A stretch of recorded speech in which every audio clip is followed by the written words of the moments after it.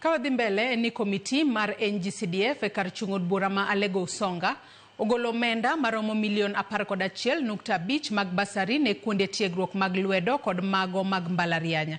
Kano wuoyo e kinde golo basaris go e log tich margi e boma ma Siaya, meneja Amos Apollo owacho ni omenda go biro konyo jopuonjre maromo 1,150.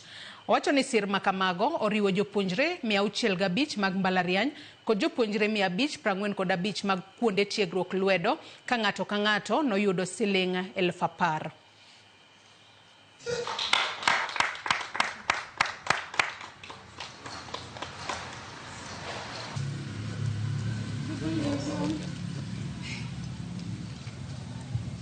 We are going to release a total of 11.5 for universities and colleges.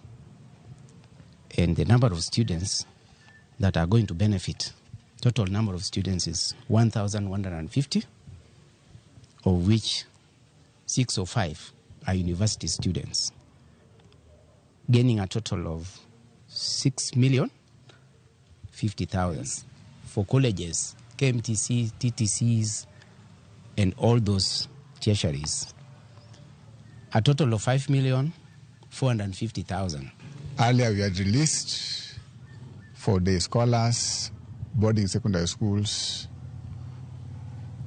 and because of this we delayed a bit because we had not got enough money to pay for them.